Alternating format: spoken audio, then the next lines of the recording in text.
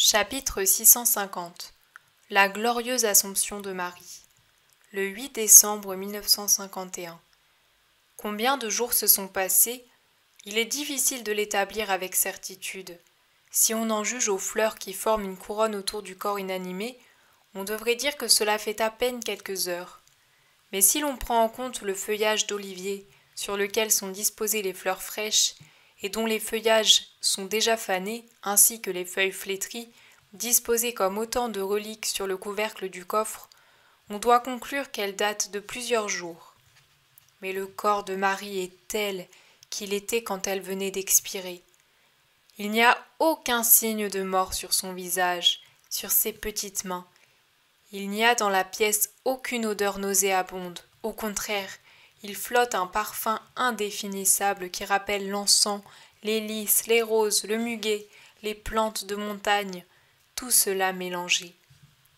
Jean, qui sait depuis combien de jours il veille, s'est endormi, vaincu par la fatigue.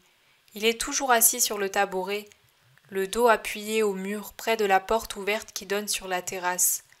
La lumière de la lanterne posée sur le sol l'éclaire par-dessous et permet de voir son visage fatigué, très pâle, sauf autour des yeux rougis par les pleurs.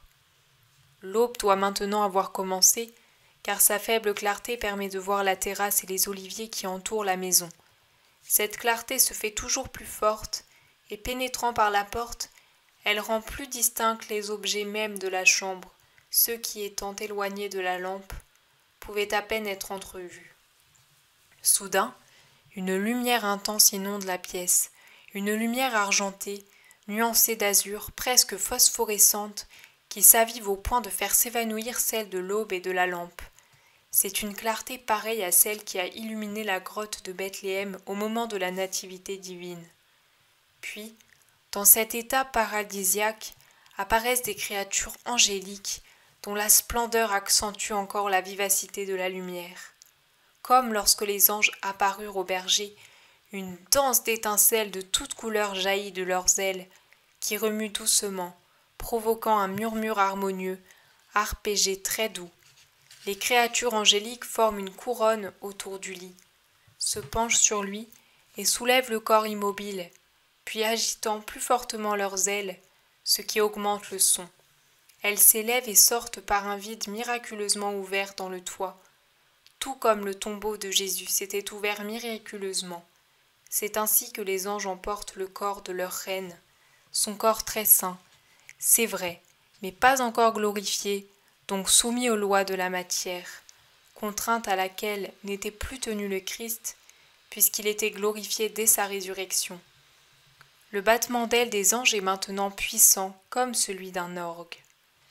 Dans son sommeil, Jean a remué 2 ou 3 fois sur son tabouret, comme s'il était troublé par la grande lumière et par l'écho des voix célestes, mais cette fois, il est complètement réveillé par cette harmonie et par un fort courant d'air qui, descendant par le toit découvert et sortant par la porte ouverte, forme une sorte de tourbillon qui agite les couvertures du lit, désormais vide, et les vêtements de Jean, éteint la lampe et ferme violemment la porte ouverte.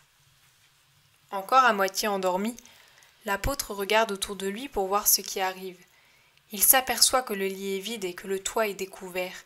Il se rend compte qu'un prodige a eu lieu. Il sort en courant sur la terrasse et comme par instinct spirituel ou sur un appel céleste, il lève la tête en protégeant ses yeux de sa main pour regarder sans avoir la vue gênée par le soleil qui se lève. Et il voit le corps de Marie, encore privé de vie, mais en tout pareil à celui d'une personne endormie, monté de plus en plus haut, soutenant par une troupe angélique. Comme pour un dernier adieu, un pan du manteau et le voile s'agitent, peut-être par l'action du vent produit par l'assomption rapide et le mouvement des ailes angéliques. Des fleurs, celles que Jean avait déposées et renouvelées autour du corps de Marie, et qui avaient dû rester dans les plis des vêtements, pleuvent sur la terrasse et sur le domaine de Gethsémani, pendant que les louanges puissantes de la troupe des anges se font toujours plus lointaines et donc plus légères. Jean continue à fixer ce corps qui monte vers le ciel, et certainement par un prodige qui lui est accordé par Dieu pour le consoler et le récompenser de son amour pour sa mère adoptive, il voit distinctement que Marie, enveloppé maintenant par les rayons du soleil qui s'est levé, sort de l'extase qui a séparé son âme de son corps et redevient vivante. Comme elle jouit désormais des dons propres au corps déjà glorifié, elle se dresse sur ses pieds. Jean regarde longuement. Le miracle dont Dieu le comble lui permet, contre toutes les lois naturelles, de voir Marie s'élever rapidement et sans aide vers le ciel, entourée par les anges qui chantent des hosannas.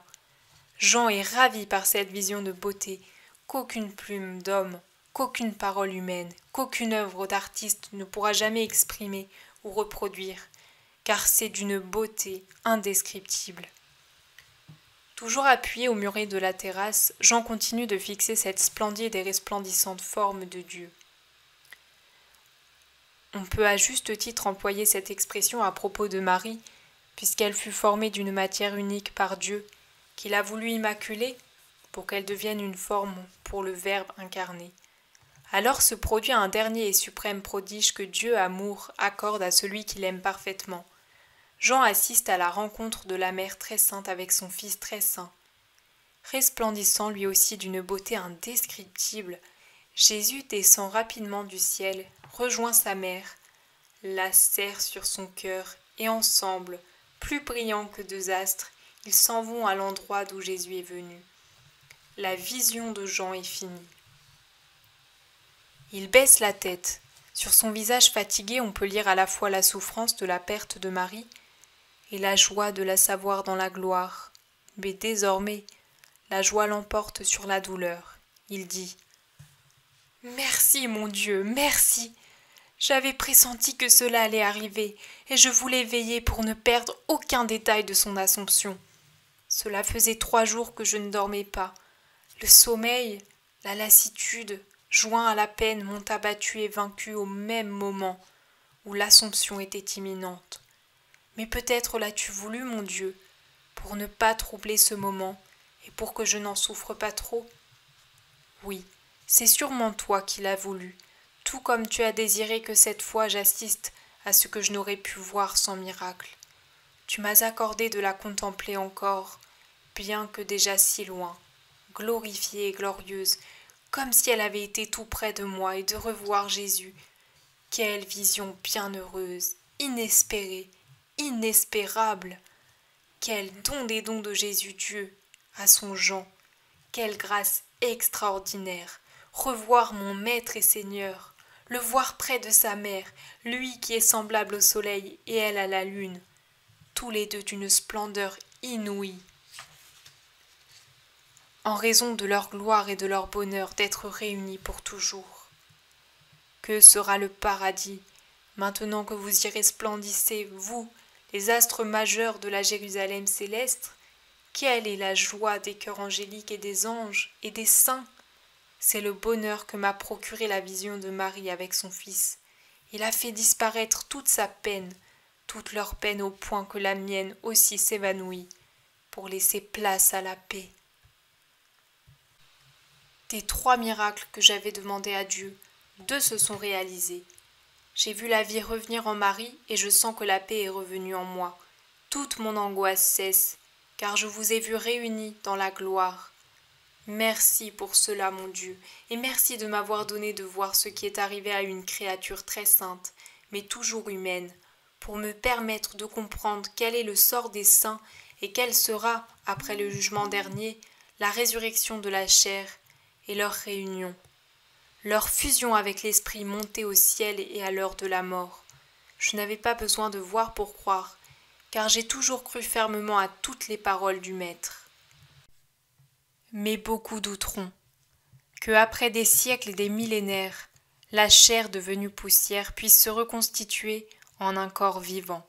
À cela je pourrais dire, en le jurant sur ce qu'il y a de plus élevé, que non seulement le Christ est redevenu vivant par sa propre puissance divine, mais que sa mère aussi, 3 jours après sa mort, si on peut appeler mort sa dormition, a repris vie, et avec sa chair réunie à son corps a établi son éternelle demeure au ciel à côté de son Fils.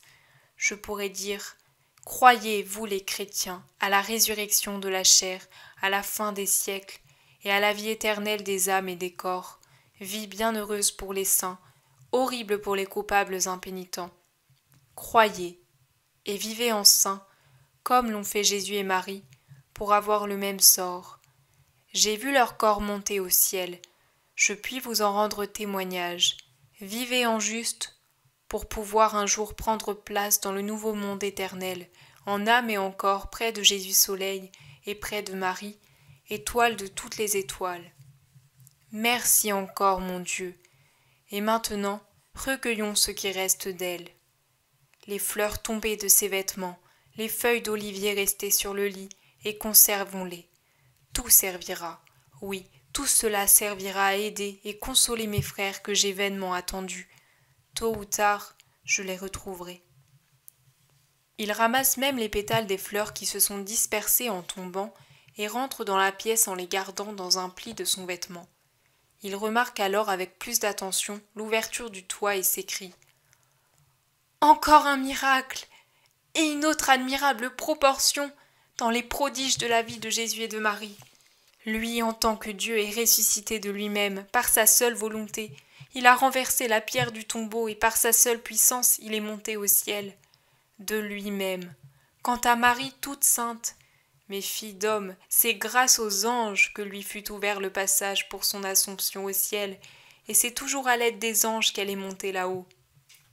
L'esprit du Christ est revenu animer son corps pendant qu'il était sur la terre, car il devait en être ainsi pour faire taire ses ennemis et confirmer dans la foi tous ses fidèles. Mais l'esprit de Marie est revenu quand son corps très saint arrivait au seuil du paradis, parce que pour elle il ne fallait pas autre dénouement. Puissance parfaite de l'infinie sagesse de Dieu. Jean rassemble dans un linge les fleurs et les feuilles restées sur le lit, y ajoute celles qu'il a ramassées dehors et dépose le tout sur le couvercle du coffre. Puis, il l'ouvre et y place le petit oreiller de Marie et la couverture du lit. Il descend dans la cuisine, regroupe les autres objets dont elle se servait, le fuseau et la quenouille, sa vaisselle, et les joint aux autres reliques. Il ferme le coffre et s'assied sur le tabouret en s'écriant « Maintenant, tout est accompli aussi pour moi. Je suis désormais libre de partir là où l'Esprit de Dieu me conduira. Allons semer la parole de Dieu que le Maître m'a confiée pour que je la transmette aux hommes. Allons enseigner l'amour pour qu'ils croient dans l'amour et sa puissance, leur faire connaître les prodiges accomplis par le Dieu amour pour les hommes, son sacrifice et son sacrement, hérite perpétuel, par lesquels jusqu'à la fin des siècles, nous pourrons être unis à Jésus-Christ par l'Eucharistie et renouveler le rite et le sacrifice comme il nous a commandé de le faire. Ce sont là des dons de l'amour parfait, faire aimer l'amour pour qu'il croie en lui, comme nous y avons cru et y croyons. Semer l'amour pour que la moisson soit abondante et la pêche pour le Seigneur généreuse. L'amour obtient tout, cela fait partie des derniers mots que Marie m'ait adressés, à moi, quand elle a défini ma place au sein du collège apostolique, comme celui qui aime par excellence, l'opposé de Judas, qui était la haine, comme Pierre l'impétuosité et André la douceur, les fils d'Alphée la sainteté et la sagesse unis à la noblesse des manières, et ainsi de suite. Étant celui qui aime, j'irai maintenant que je n'ai plus le maître et sa mère à aimer sur la terre, répandre l'amour parmi les nations. L'amour sera mon arme et ma doctrine, et avec lui je vaincrai le démon, le paganisme, et je conquerrai beaucoup d'âmes. Je serai ainsi la continuation de Jésus et de Marie, qui furent l'amour parfait sur la terre.